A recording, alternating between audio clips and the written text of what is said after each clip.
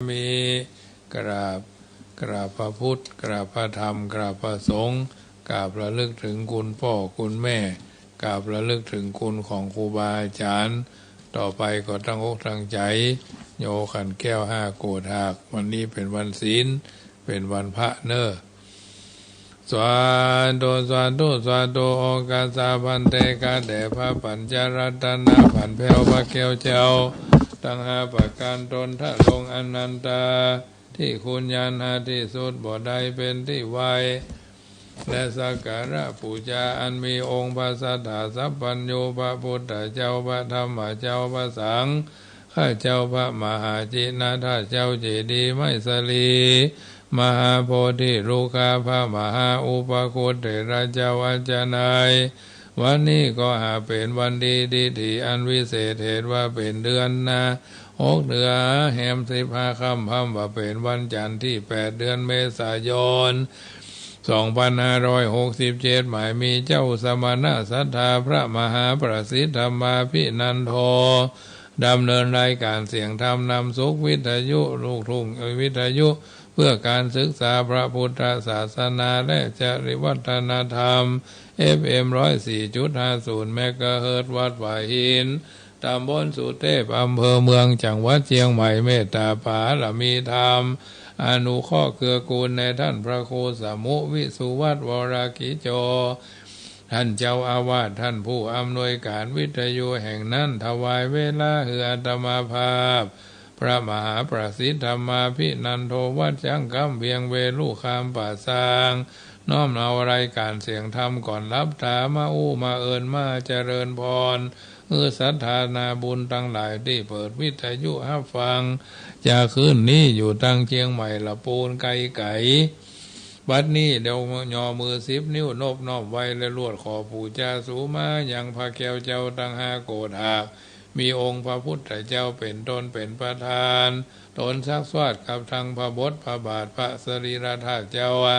เจดีย์ไมสลีมหาโพธิลูกาพระมหาอุปโคตเถระเจ้าอาจารย์เถระเจ้าตุติยาทวน2 ปองน้อมมาเกณฑ์เว้นถวายปู่จาสู่มายังพระนวโรกุตระธรรมเจ้าเก่าประการ10กับตังพระปริยัติธรรมอันโอฬารเลิศแล้วอันเป็นดวงปาทีแก้วส่งหนตังตะติยวานขันพ้นทวน3 งามบ่เศร้าผู้คานีเราจะขอถวายปู่จาสู่มายังคุณพระสังฆเจ้ามีคุณแห่งพระอริยสังฆเจ้าหมายมีพระมหาอัญญาโกณฑัญญโคตเก้าเงาเอตระหิทราบต่อเต้าถึงสังฆสมุติสังฆเจ้าเป็นปริโยสารจตุทวารขันพุ่นทวน4งามล้นที่บ่าจักสังขยาผู้ค้าทั้งหลายจะขอถวายปู่จาแล้วจะขอสู่มายังพระกรรมฐานเจ้าทั้ง2อันเป็นกองแห่งสมถะกรรมฐานและกองแห่งวิปัสสนาธรรมดวงวิเศษอันเป็นเหตุคือสัตว์ไปหอดเวียงแก้วยอดมหาเนรปานปัญจมาวานขันพุ่นทวน5ผู้ค้าทั้งหลายจะขอถวายปู่จาสู่มาอย่างคุณพ่อ21คุณแม่12คุณครูบาอาจารย์เจ้าทั้งหลายครูเก้าครูป่ายครูตายครูยังอาจาริยะโออาจาริยังเจ้าทั้งหลายผู้ได้สั่งสอนยังอัคระพยัญชนะคาถาเจ้าทั้งหลายสั่งสอนยังสมถกรรมฐานและกองแห่งวิปัสสนาธรรมดวงวิเศษอันเป็นเหตุให้สัตว์ไปหอดเวียงแก้วยอดมหาเนรปานปัญจมาวานขันพุ่นทวน5ผู้ค้าทั้งหลายจะขอถวายปู่เจ้าแล้วจะขอสู่มายังพระกรรมฐานเจ้าทั้ง2ตราบต่อเต้าเถิงปัจจุบันอาจารย์นิสัยผู้ค้าทั้งหลายยกมือ10 นิ้วนบน้อมไว้และลวดขอปู่จาสูมาหลอนว่าผู้ค้าทั้งหลายได้ประมาตะอเนกจาติหลอนโดยมีกายกรรมทางกายวจีกรรมกรรมมโนกรรมกรรมขึ้นได้ประมาตะอิริยาปถะทั้ง4ยืนเดินนั่งนอนหู้แจ้งทีได้กระทำก็ดีบ่หู้แจ้งทีหากได้กระทำดังอันก็ดีผู้ค้าทั้งหลายก็กลัวเป็นนาทิวิปากโกโหสิกรรมอย่าได้เป็น นิวรธรรมกรรมันแก่นกาจะห้ามหนทางไปสู่จันฟ้าและเนรปานเสียแก่ผู้ฆ่าเที่ยงแท้ดีหลีโดยมีแต่นอโยคาวจระบัณฑิตะนักผ่าเจ้าทั้งหลายมาแล้วแต่ฝังก่อนได้สักการะปูชาสูมาแก่องค์พระแก้วเจ้าทั้งห้าโกฏหากมีองค์สลีสัพพัญโยพระพุทธเจ้าเป็นตนเป็นประธานหันมาปูนปานนี้แล้วได้เสพสร้างนิสันตภระอานิสงส์มีโดยประการฉันใดก็ดีขอจุงฮือผู้ฆ่าทั้งหลายจงได้เสพสร้างนิสันตภระอานิสงส์ฟั่มเพ่งโยคาวจระสัพพุริสะเจ้าทั้งหลายอันมาแล้วแต่ฟังก่อนนั้นจุงจักมีเถจะบุญญารายสีนี่นาผู้ฆ่าจะขอถวายผู้เจ้าผู้ฆ่าจะอุทิศถวายไปหายังบูรพามหากษัตริย์เจ้าทั้งหลายบูรพาอาจารย์เจ้าทั้งหลายถ้าหลาบต่อเต้าเถิงพ่อแม่ปู่ย่าตายายข้ากูลวงศาพ่อเกิดแม่เกิดเจ้ากรรมนายเวรพระภูมิเจ้าที่เต้าจตุโรกบาลทั้งสี่เสือวัดเสือวาเสือบานเสือเมืองเทวบุตรเทวดาเจ้าทั้งหลายอันทักษายังวัดวาศาสนาเสียงจุติทราบต่อเต้าถึงภูมิเทวดาลูกค้าเทวดาปภัตตาเทวดาอากาศเทวดาชากาวะวาจาระเทพินอินพรหมยมราชคุณนักน้ำนาทีนางนาไทยทอดานีตนจำบุญตนจำบาปตนจำน้ำหยาดเมียดหมายตันอยู่มาปัตตาอนุโมทนาในทีคากาละบัดนี้ยามนี้นั่นจุงจะมีเตียงแต่ดีหลีบัดนี้ผู้คาทั้งหลายจักรวายปูจาสูมาเป็นมโคตภาษาบาลีว่าสวตุอิตังโนอากิมาตุบุภาราชาปูจาสัจจการวะทานังโจติทานังสัมมาสัมพุทธัสสะธรรมัสสะมังคัสสะมหาจีนาธาตุมหาเจติยังมหาโพที่ลูกขังสักกจังเตมาปูเจมาอาทุติยัมปิตาติยัมปิอิตังโนอากิมาตุบุภาราชาปูชาสัจจการวะทานังโจติทานังสัมมาสัมพุทธัสสะธรรมัสสะมหาสังคัสสะมหาจีนาธาตุมหาเจติยังมหาโพธิลูกขังสักกจังเตมาปูเจมาอาจโยโนพันเตอาจกรรมายะถาภเรยะถามูระเหยะถากุสเลเยมายังบุทธาธรรมสังฆกรรมฐานังกรรมฐานาทายกาจริยาสังฆเตสุปัญจรัตเนสุอาติเทวาปัจจุปเนวะอวิวายาทิวาระโหวากายเยนะวาวาจายาวามะนาสาวาปะมาตังวาการะวังวากาสิมาทิสวายะถาธรรมังปฏิกโรมาเตสโนปันเตพุทธาธิรัตนาปัญจกังอนุกัมปังอุปาทายาจยังอจยโตปฏิคันหาทุกขมันตุอายติงสังวริสามะนาภูเนวังปฏิกาลิสามะนิจังวัฏะนิพพานังสุขังวัฏะนิพพานังสาลังวัฏะนิพพานังนิพพานังปะละมังสุขัง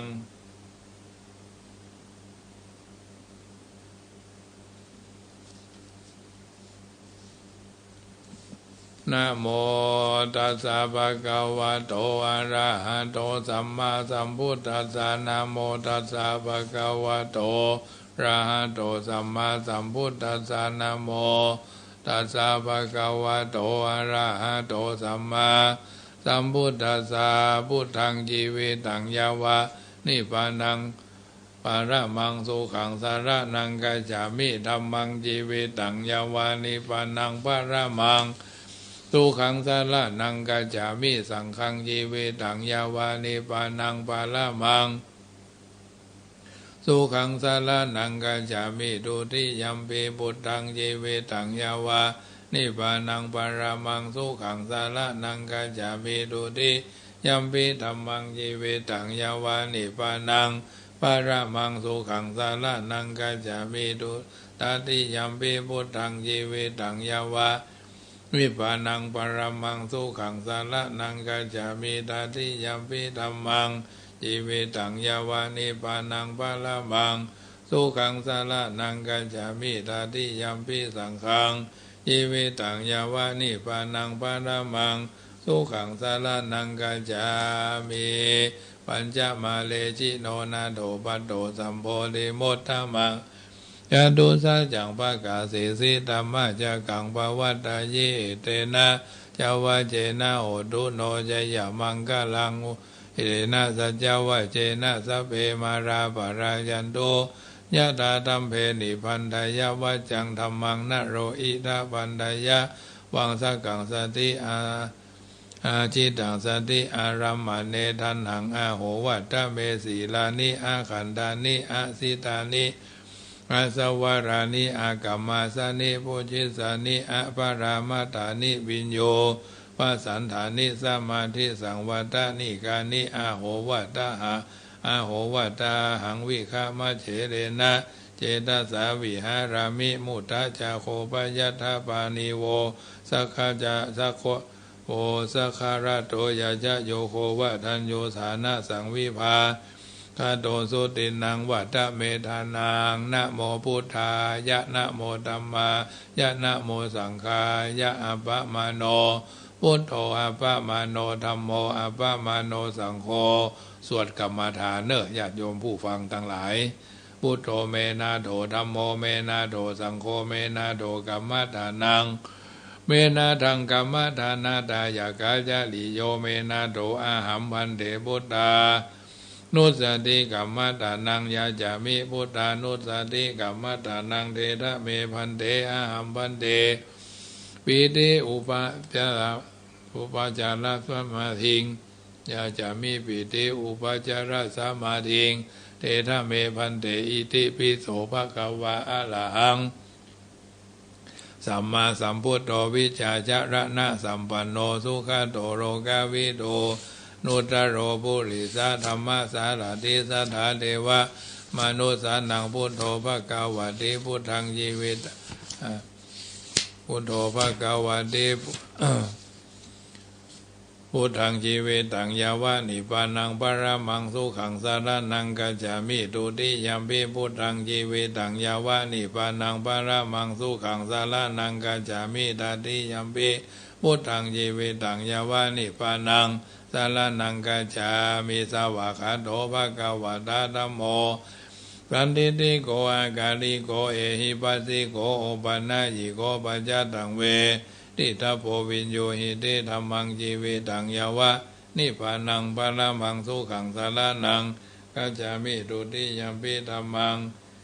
ชีวิตังยา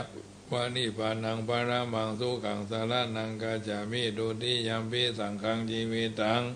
ยาวะนิพพานังปรมังสุขังสารนังกัจจามิสุปฏิปันโนภะคะวะโตสาวกสังโฆจุปฏิปันโนภะคะวะโตสาวกสังโฆยายาปฏิปันโนภะคะวะโตสาวกสังโฆสามีจิปฏิปันโนภะคะวะโตสาวกสังโฆยะติทังยัตตาลิปุริสะยุคานิอัฏฐปุริสะภูคาลา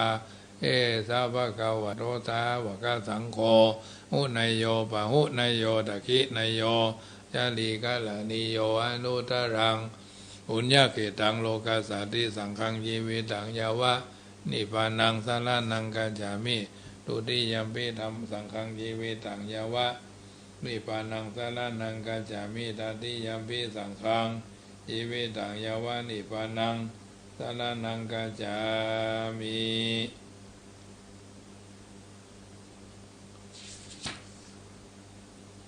อันทิอิมัสสมิงกายเยเกสาโลมานาขาทันตาตาโจมังสังนาหาลูอัน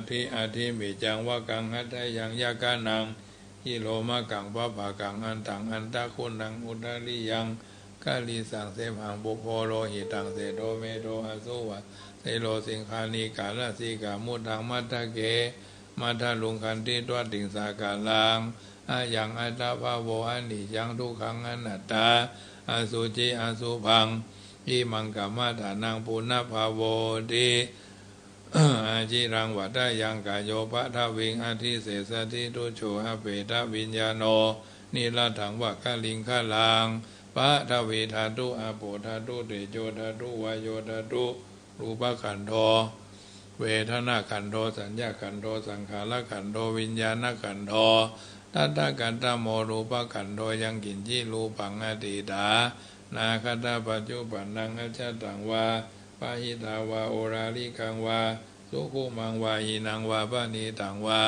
ยังทุเลวาสันติเกวาทัตเตกัจจังอภิสัญโยหิตวาภิสังคีปิตวาอายังวุจติรูปขันโธติวิโสภะกวาทานาภารมีสัมปันโนทานะอุปบารมีสัมปันโนทานะปรมัตถะบารมีสัมปันโนเมตตาไมตรีกรุณามุทิตาอุเบกขาบารมีสัมปันโนอิติปิโสภะกวาสีลบารมีสัมปันโนศีลอุปบารมีสัมปันโนศีลปาลมัทถบารมีสัมปันโนเมตตาไมตรีกรุณามุทิตาอุเบกขาบารมีสัมปันโนอิติปิโสภะกวาเนกขัมมะบารมีสัมปันโนเนกขัมมะอุปบารมีสัมปันโนเนกขัมมะปรมัตถบารมีสัมปันโนเมตตาไมตรีกรุณามุทิตาอุเบกขาบารมีสัมปันโน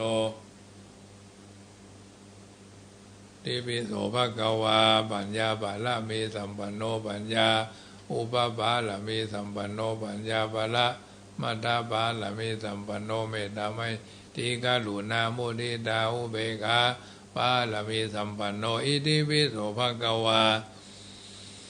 วิริยะบารมีสัมปันโนวิริยะอุปบารมีสัมปันโนวิริยะบารมัตถบารมีสัมปันโนเมตตาไมตรีกรุณามุทิตาอุเบกขาบารมีสัมปันโนอิติปิโสภะกวาอุขันติบารมีสัมปันโนขันติอุปบารมีสัมปันโนขันติปรมัตถบารมีสัมปันโนเมตตาไมตรีกรุณามุทิตาอุเบกขาบารมีสัมปันโนอิติปิโสภะกวาสัจจะบารมีสัมปันโนสัจจะอุปบารมีสัมปันโนสัจจะปรมัตถบารมีสัมปันโนเมตตาไมตรีกรุณามุทิตาอุเบกขาบารมีสัมปันโนอิติปิโสภะกวาอธิฐานะบารมีสัมปันโนอธิฐานะอุปบารมีสัมปันโนอธิฐานะปรมัตถบารมีสัมปันโนเมตตาไมตรีกรุณามุทิตาอุเบกขาบารมีสัมปันโนอิติปิโสภะกวาอุเบกขาบารมีสัมปันโนอุเบกขาอุปบารมีสัมปันโนอุเบกขาปรมัตถบารมีสัมปันโนเมตตาไมตรีกรุณามุทิตาอุเบกขาบารมีสัมปันโนติปิโสภะกวาทัสสะบารมีสัมปันโนทัสสะอุปบารมีสัมปันโนทัสสะปรมัตถบารมีสัมปันโนเมตตาไมตรีกรุณามุทิตาอุเบกขาบารมีสัมปันโนโสภะกวาอิติปิอาหัมปิโคมิจติธัมโมจติอานาติโตหันทาหังกันรยานังกโรมิกาเยนะวาจามนาสาเทวโตทยามหังอาหัมปิโคมิจราธัมโมจรังอานาติโตหันทาหังกันรยานังกโรมิกาเยนะวาจามนาสาเทวโตทยามหังอาหัมปิโคมิมายาติธัมโมพยาทิงานาติโตหันทาหังกันรยานังกโรมิกาเยนะวาจามนาสาเทวโตทยามหังอาหัมปิโคมิตุโคธัมโมตุโคอานาติโตหันทาหังกันรยานังกโรมิกาเยนะวาจามนาสาเทวโตทยามหังอาหัมปิโคมิมะละนะธัมโมมะละนังอนาติโตอันทาหังกันรยานังกโลมิกายเยนะวาจามนาสาเทวโตทยามหังสวาธุพระปัญญาภาละมี30ทัศสวาธุพระปัญญาภาละมีวัดแวดล้อมวิริยะภาละมีอ้อมระวังดีศีลภาละมีบังออกบังดาบเมตตาภาละมีปาแป้ดังผืนฐานะภาละมีเป็นผืนดังทอกุเบกขาภาละมี ก็เป็นเบียงสัจจะปาลามีแวดระวังดีเป็นไม้ใต้ขันดีปาลามีกลายเป็นหอกเป็นดาบบางหน้าไม้และผืนไฟอธิษฐานหน้าปาลามีพันดาบใบทุกแห่งแข็งแข็งแห่งแห่งป่าฝูงหมู่มารผีสางใบเบ็ดทุกดาวิบอบดีบ้างไปหนีนางธรณีอัศจรรย์โสสะเหมือนฝันอยู่ข้างๆน้ำนาทีนองกว้างโดกว้างแตกตีฟองระนองด้านนอกกลายเป็นเขาดอกไม้ถวายบูชาพระแก้วแก่นไทยสตันพระพุทธังเฮยจงมาภายโพดอนุญาตโทษโปรดผู้ฆ่าแท้ดีหลีแม่ทอด้านนี้ออกมาหีดมวยผมอยู่ที่ท่าจ้างหายคายขะจังงาซับดินพ่นน้ำนาทีลงพัดบายปล่อยจ้างพายฮักรบเต้าพญามารห้องอ่าวพูนกัวกับยอมือขึ้นทวนหัวใส่เก้าผู้ฆ่านี่เล่าได้ชื่อว่าลูกศิษย์พระพุทธเจ้าผู้มีบุญสมปานอันมากนักพระพุทธเจ้าจึงตั้งพระปัญญาปาละมีไว้เก้าชั้นตั้งไว้ตั้งหน้าก็ได้เก้าชั้นตั้งไว้ตั้งหลังก็ได้เก้าชั้นตั้งแต่หัวแผ่วตีนก็ได้เก้าชั้นตั้งแต่ตีนแผ่วหัวก็ได้เก้าชั้นแสนวาลูกปืนจักมาเสมอเหมือนฝนแสนหาก็บ่มีมาจากไกลได้ข้าพระเจ้าเลยได้ชื่อว่าพุทธกุนังธรรมกุนังสังฆกุนังพุทธอินตาธรรมอินตาสังฆอินตาอัสสหับแม่ธรณีผู้อยู่เหนือน้ำผู้อยู่กำแผ่นดินกันข้าได้ละลึกกึดเถิงหาคุณพ่อคุณแม่คุณครูบาอาจารย์คุณพระแก้วเจ้า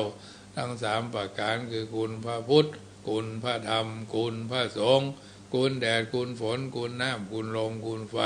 คุณกุศลเจ้าก็ดีคุณนางพุทธราเจ้าก็ดีคุณพระปัจเจ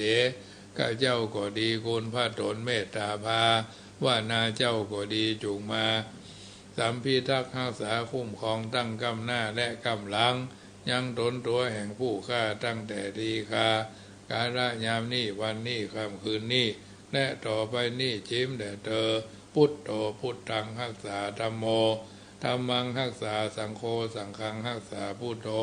พุทธังอรหังธัมโมธัมมังอรหังสังโฆสังฆังอรหังพุทโธพุทธังกันหะธัมโมธัมมังกันหะสังโฆสังฆังกันหะอายุวันโนสุขังปะลังเอาละสถานาบุญทั้งหลายได้ยินได้ฟังการสังวาสสวดที่ยายพุทธคุณธรรมคุณสังฆคุณเป็นเบื้องต้นแล้วต่อไปก็จะอธิบายขยายธรรมะอันเป็นปฏิภรณ์บรรดาสถานาบุญทุกคนทุกท่านวันนี้เป็นวันศีลเป็นวันพระเนาะจะธรรมะเป็นปฏิภรณ์ญาติโยมสาธุชนได้ฟังบางทีบางครั้งก็จะได้เพิ่มพูนบุญญาราศีส่วนแห่งการฟังเนาะส่วนแห่งการฟังบางทีบางครั้งอาจจะได้ฟังบัดเต็มเม็ดเต็มหน่วยบางทีบางครั้งก็กระท่อนกระแท่นเนาะมีพระบาลีกล่าวไว้บทหนึ่งว่ายัสสะปาปังกะตังกัมมังกุสะเลนะปะหียติโสมังโลกังปภาเสติอภามุตโตวะจันทิมาอันแปลว่าอย่างแปลว่าคนใดทำย่อมละบาปกรรมที่ตนได้กระทำไว้แล้วด้วยกุศลคือความดีคนนั้นเท่ากับว่ายังโลกนี้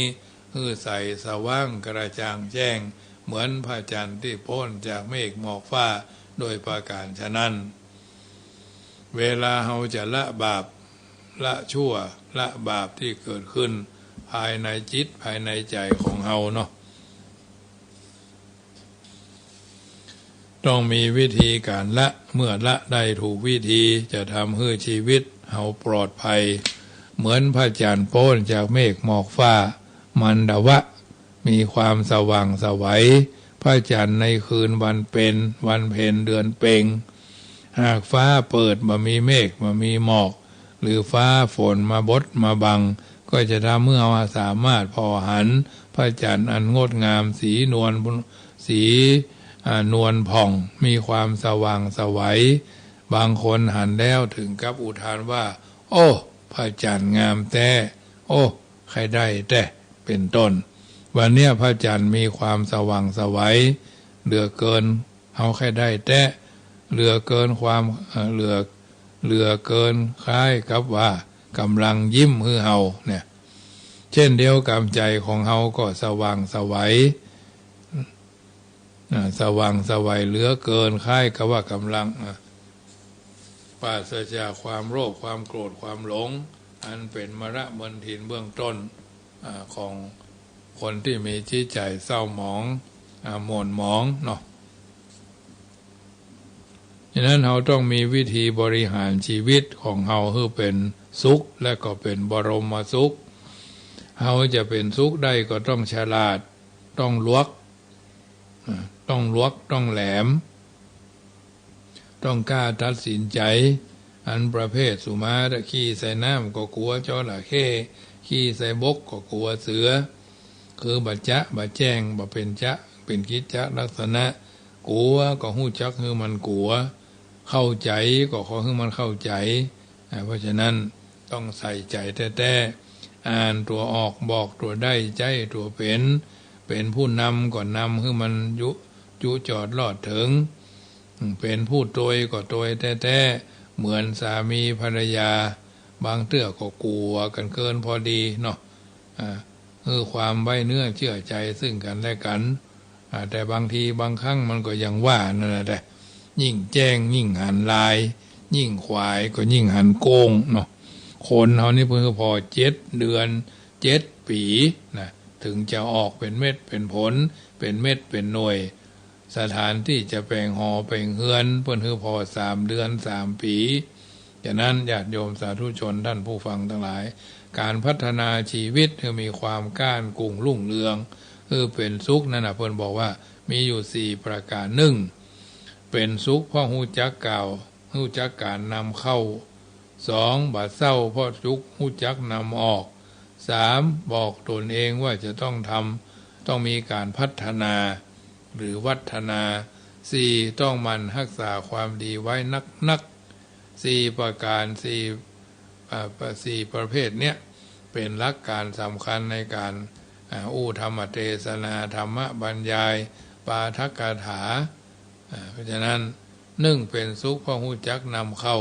สิ่งใดที่เป็นสุขต้องฉลาดพิจารณาในการนำเข้ามาถ้าบ่พิจารณาขาดสติก็ชีวิตก็มารายขาดไปได้ทั้งชีวิตและทรัพย์สินสามารถย่อยยับหมดไปในพริบตาเช่นเดียวกับเราเกิดมาในท่ามกลาง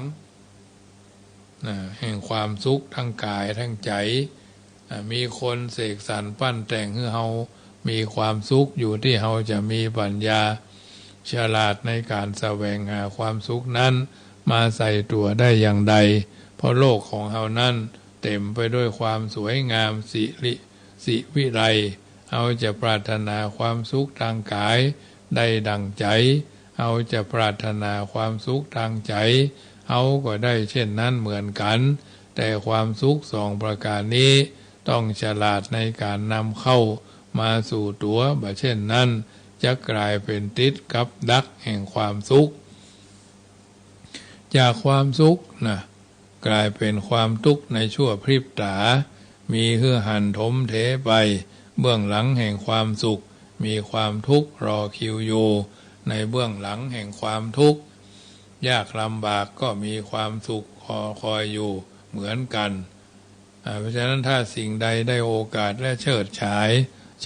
ยแสดงบทบาทเสร็จแล้วแถมบทบาท1จะเข้ามาแทนที่ทันทีเพราะเหตุนี้เราจะต้องมีสติพิจารณาแยกแยะว่าอย่างเป็นความสุขที่เหมาะกับเราพุทธเจ้าตรัสว่าสังวรประทานแปลว่าเพียรระวังป้องกันไม่ให้กายและใจถูกพิษแห่งความสุขที่เราเลือกในโลกนี้มีความสุขยิ่งนักและเป็นความสุขที่เราปรารถนาเสียด้วยแต่ต้องตกเป็นเหยื่อของสุขเหล่านั้นในเรื่องนี้พระพุทธเจ้าได้ตรัสสอนในการพอโลกเอาไว้ว่าเอท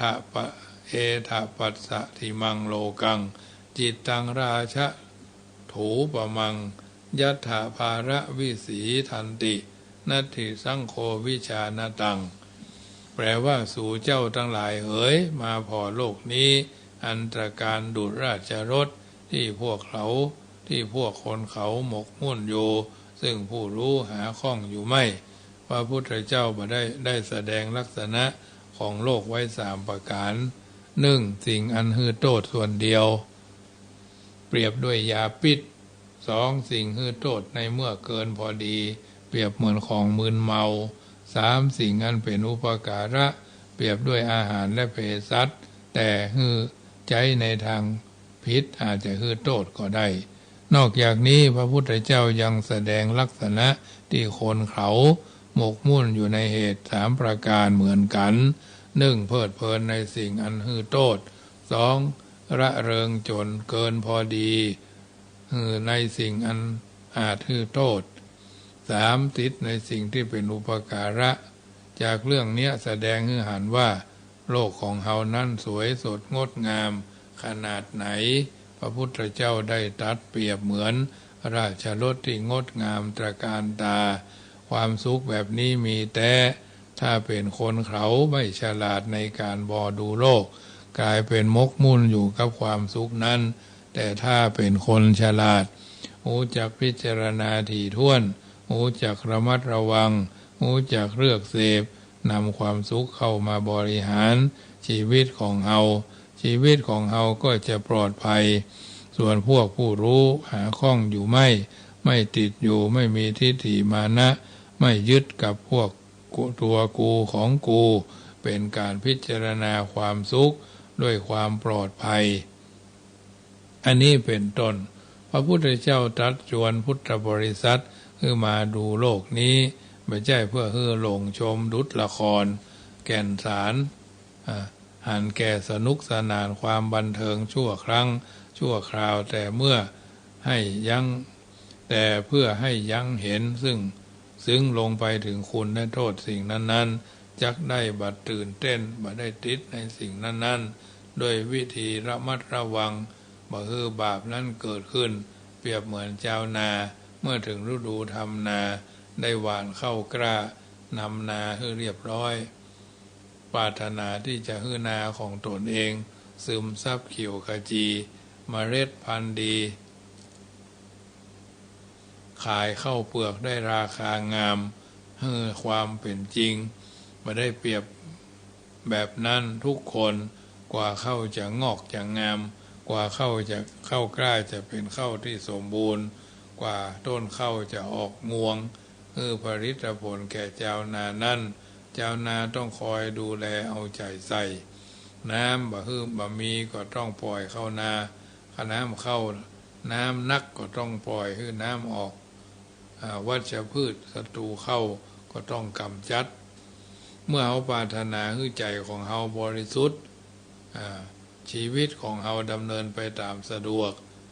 บ่ให้ศัตรูของกายบ่ให้ศัตรูใจเกิดขึ้นศัตรูของกายก็คือหยังกินข้าวแล้วรับประทานอาหารปะปนสารพิษเอาโดนกันทั้งนั้นถึงพระถึงโยมเลือกแสนเลือกขนาดไหนแต่สิ่งแวดล้อมก็จัดมาสุดท้ายสารพิษเข้าไปตกค้างในร่างกายเป็นหั่นเป็นนี่เป็นนิ่วติดไตเป็นนิ่วติดกระเพาะเป็นนิ่วติดหั่นติดนี่เนาะหรือเป็นมะเร็งเป็นห้องว่าลำไส้พ่องหรืออื่นๆที่มันติดนะสิ่งพอประหารบ่เป็นหยังเฮาบ่สามารถป้องกันได้แต่บางอย่างเฮาได้พิจารณาแล้วทำอย่างไงได้ในเมื่อสังคมเป็นอย่างนี้แต่สิ่งที่เฮาเลือกได้เฮาต้องเลือกเฮาจะบ่เอาอาหารหรือน้ำที่เป็นพิษเป็นภัยเข้าสู่ร่างกายนำสุรายาเสพติดยามายาบ้ายายาไอทั้งหลายเข้ามาผสมผสานในร่างกายไม่ทำเนาะจึงจะเกิดเป็นคำว่าอโรคะยาปะละมาลาภาอโรคะยาปะละมาราภาความไม่มีโรคเป็นลาภอันประเสริฐบางครั้งก็ต้องจำใจ รับเหมือนการทางเลือกมามากนักอย่างเช่นพระไปเดินบิณฑบาตโยมก็ประสนใจว่าอาหารที่เขาขายสำหรับทำบุญนะตักบาตรพระจะฉันได้ก่อฉันบ่ได้นะซื้อใส่กันเป็นสนั่นปันปื้นถึงวัดฉันบ่ได้สักอย่างพระต้องพิจารณาฉันพอยังอัตภาพเป็นไปได้เป็นต้นสุขภาพดีไม่มีขายถ้าอยากได้ก็ต้องดูแลตนเองให้เยอะๆนะสองบะเศร้าพ่อถูกนำออกบะซุกเมื่อนำเข้าบะเศร้าเมื่อนำออกเมื่อหู้จักนำเข้าแล้วบางอย่างก็ต้องหู้จักนำออกเหมือนกันเหมือนญาติโยมทำกับข้าวทำอาหารไปจ่ายตลาดเลือกซื้อสินค้ามาแล้วคงมีไผเอาเครื่องปรุงที่เขาซื้อมาทุกชนิดยัดลงไปในหม้อกันเลยสิ่งไหนจำเป็นสิ่งไหนประจำเป็นสิ่งไหนใส่ไปแล้วก็ทำให้อาหารมีรสชาติดีเอาก็เหลือไว้แต่สิ่งไหนใส่ไปแล้วทำให้อาหารรสชาติออกมาบดีแถมอาจจะเป็นอันตรายต่อร่างกายเขาก็ต้องนำออกความสุขกายสุดที่จะใฝ่หาสุดที่จะไขว่คว้าเมื่อมือไผ่ยาวสาวได้สาวเอาเป็นต้นเพราะฉะนั้นญาติโยมสาธุชนท่านผู้ฟังทั้งหลายเมื่อใกล้จะถึงความสุขก็ไม่ใช่สุขแท้จริงสักอย่างพุทธเจ้าตรัสว่านัตถิตัณหาสมานะทีแม่น้ำเสมอด้วยตัณหาบ่มีแม่น้ำมีวันเต็มตัณหาไม่มีวันเต็มตัณหาคือความอยากกิเลสคือเครื่องเศร้าหมองใจเนาะสมกับกรรมที่ว่าเรือเรือมนุษย์ใหญ่ยาวสุดเพียงแค่วาตัณหาพาเจ้ามาสู่หรือรู้หรือเจ้าจะไปไหนเห็นฝั่งอยู่กับตาพายเข้าหาฝั่งหนีไกลตัณหาจะพาเจ้าไปเรือก็ร่มจมคงคาเพราะฉะนั้นญาติโยมสาธุชนท่านผู้ฟังทั้งหลายวลีคำกล่าวธรรมะอันเป็นคำสอนนำมาเอื้อนเจริญพรคือท่านสาธุชนท่านผู้ฟังทั้งหลายนำไปเป็นข้อเตือนจิตสกิดใจจักบ่ได้ทำผิดพลาดคลาดเคลื่อนจากความเป็นจริงเนอะรายการเสียงธรรมก่อนรับตามาถึงช่วงสุดท้ายค่ำคืนของวันนี้เป็นวันศีลเป็นวันพระมันพิจารณาชีวิตและร่างกายตัวเองให้เยอะๆดังที่เพิ่นกล่าวเอาไว้เป็นคำกรสอนใจอยู่เป็นประจำอยู่เป็นนิดว่าหูเข้าใจในสิ่งทั้งหลายต่างๆเหล่านี้ว่าสวัสดีถึงพี่ถึงน้องท่านที่เกี่ยวข้องเพื่อนพ้องทั้งหลายโอกาสวันนี้ขอชี้ขยายเพื่อสาธยายเป็นสายเป็นถ้อยจะกล่าวทำนองร้อยกองข้าวซ้อยเจิญฟังกอยแต่เก้าชีวิตของคนเวียนวนแต่เรามีวัยล่วงเข้าวัยทองมีบางคนนั่นผิวพรรณหม่นหมองลูกหลานประคับประคองขึ้นกองล่องบ้านบางคนนั้นหนาอู้จาปากด้านลูกหลานรำคาญให้หนีละจมแซมถึงวันรำพันสะปะไผบ่ปะไผปะเล่าอู้โวยวายพ่องก็เชื่องช้าอู้กะตางตายคาบเข้าแรงงายบ่อนายจมซ้ำแก่ไปทุกทีมีบ่มีไผห้ามอายุอานามแก่แล้วเมื่อถึงวัยทองเอาต้องเพลิดเพลินทำใจผ่องแผ้วงามดีเข้าหาธรรมะเลิกละคัดสีสิ่งที่อัปรีหื้อหนีอย่าใกล้หากลูกห่วงหลานวงวานเหนือใต้อู้จากรรมใดม่วนเพราะบอกว่าไผมีใจสงเคราะห์สอดเสาะเร่งสร้างต่างบุญผ่านโลกมานักช่วยจักอุดหนุนมีใจการุณกำจุนไปหน้าใจประสบการณ์ยาวนานแก่กล้าหือหูกเวลาแน่ไส้พักผ่อนร่างกายผ่อนคลายเอาไว้อย่าหื้อเมื่อยไข้โรยราทุกวันค่ำเจ้าอย่าเศร้าโศกายักยนกันมาอู้จาปากต้าน พบพระสังสรรค์พระกันตามบ้านมีการมีงานม่วนนักออกกำลังกันให้มันคึกคักตามหลักถูกต้องอนามัย เพื่อให้แก่จ้ายืดอายุไขหมอเพิ่นวิจัยเอาไว้อย่างอี้ถ้าหากหมู่เฮากระเปร่ากระปรี้รับรองว่าดีเลิศล้นงดเหล้ามูลีหลีกหนีคือพ้นเป็นการเริ่มต้นดีงามอบายมุขปาทุกขวากน้ำคือพยายามห้ามปามลูกเต้ามุ่งทำความดีอย่ามีหม่นเศร้าเพราะอายุเฮานักแล้วเขาวัดเขาวาบอกกากาดแก้วกันถึงกึดถึงแต่แก้วดวงงามไตรรัตนะองค์พระทั้งสามนักบวชจีพามอย่ามีเล่นปรับปรุงแก้ไขเดินไปตามเส้นเยื่อในกรรมเวรเข่งคัดในโลกสงสารสังขารผูกมัดจำขีดขีดสั้นแนวทางกำหนดชีวิตหมดสิทธิ์ขัดขวางเอาต้องปล่อยวางคางบ่ได้ความเท่าชราความแก่ชรามันเยือนมาใกล้จะลบทางใดบ่พ้นเมื่อถึงวัยทองเขาต้องกึดค้นต่างเริ่มต้นดีๆแม้อายุนักควรฮักศักดิ์ศรีอุจาปาทีเป็นที่เชื่อได้ลูกหลานนับถือยอมือกราบไหว้จะไปทางใดสมคิดน้อมเชิญชวนหมู่มวลญาติมิตรตัวติดที่เข้าวัยทองจมร่วมกันไว้อย่าได้หม่นหมองประคับประคองปองดองร่วมสร้างอุดหนุนกันไปเป็นหมู่เป็นจุมเรียบร้อยขอเชิญเทวาที่สาใหญ่น้อยติดตามไฟห้อยคุ้มครองคือมีลาภะโภคะเข้าของทรัพย์สินเงินทองเนื่องนองตัวหน้ามีอายุยืนสดชื่นแก่กล้ากำลังวังชาคึกคักจะไปทางใดไปก็ฮักประจักษ์ตัวหน้าล้านนาจบเหี่ยก่อนเตอะการอ่านข้าวจ้าวันนี้ขอลาจบเพียงเท่าอี้วันนี้รายการเสียงธรรมก่อนรับตามาถึงช่วงสุดท้ายก่อนจะนำรายการจากท่านไปก็ขอบอกเอิ้นเจริญพรเชิญชวนโดยวัดจังกรรมจะมีงานบรรพชาสามเณรน้องหนูน้องเนนน้อยบนดอยเมืองแม่วินอำเภอแม่วางวันที่5 พฤษภาถึง15 พฤษภาทางนี้ท่านนั้นก็ประมาณ30 ตน30 รูปท่านใดมีกุศลเจตนามีศรัทธาใครจะเป็นเจ้าภาพเป็นตนโดยครอบครัวหน่วยงานองค์กรชุมชนใดใครจะเป็นเจ้าภาพร่วมก็ร่วมทำบุญได้เจ้าภาพเนนตนละ 1,700 บาท30 ตน1,700 บาทก็หมายความว่าอาหารเครื่องบวชก็มีใน1,700พออยู่บนดอยบอกค่อยจะบิณฑบาตทางใดการเดินทางก็ไกลจำเป็นจะต้องจัดข้าวสารอาหารแห้งเครื่องปรุงอาหารไปร่วมในการหล่อเลี้ยงลูกพระลูกเนนถ้าบ่มีไผแต่เฮาก็จะตามมาภาพก็คงจะได้เป็นพ่อครัวเอง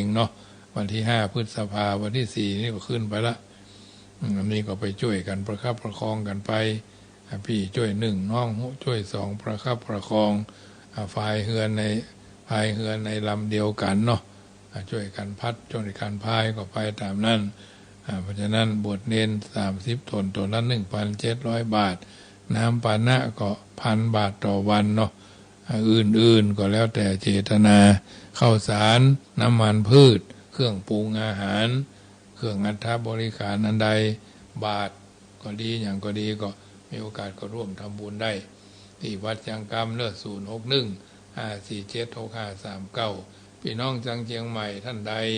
มียังสังฆญาติเนื้อเชื้อไขใครมาบรรพชาอุปสมบทแต่ละปีหรือทุกๆเดือนละ9 รูปต้องมีลูกที่อยู่เป็นหลักเป็นแหล่งเป็นผู้รับรองเป็นลูกไม่มีโรคติดต่อร้ายแรงไม่หนีราชการไม่หนีทหารไม่เป็นหนี้บวชฟรีเดือนละ9 รูปละ15 วันต่อรูปเป็นศาลาจ้างไม้จ้างปูนจ้างเหล็กจ้างไฟก็มีโอกาสก็มาร่วมกันสร้างผลงานเพราะฉะนั้นมีโอกาสก็ร่วมเป็นมาบรรพชาอุปสมบทได้บวชที่นี่อยู่ที่นี่ว่าเดือนละ9 รูปต้องอยู่15 วันเท่านั้นฉ ฉะนั้นวันนี้ค่ำคืนนี้รายการเสียงธรรมก่อนรับตาบอกเจริญพรสถานาบุญทั้งหลายว่าวันที่5ถึงวันที่15พฤษภาจะได้ทำบุญบวชเนร30 รูปละ 1,700 บาทถึงอัตบริขารผ้าไตรอาหารอยู่ใน1,700นะเพราะฉะนั้นอันนี้ก็แนะบอกเจริญพรมีโอกาสก็ร่วมกันไปเท่าที่จะทำได้สบายญาติโยมทั้งหลายวันนี้สมสมัยได้เวลาขอนำรายการจากท่านไปก่อนกึศจะได้ไฟใจถึงแปลงใจเติงก็โทรศัพท์ทักทายที่061-547-6539 เอาที่สบายใจเนอะสะทาโสถีพระวันทุโวอายุวันโนสุขังปะลา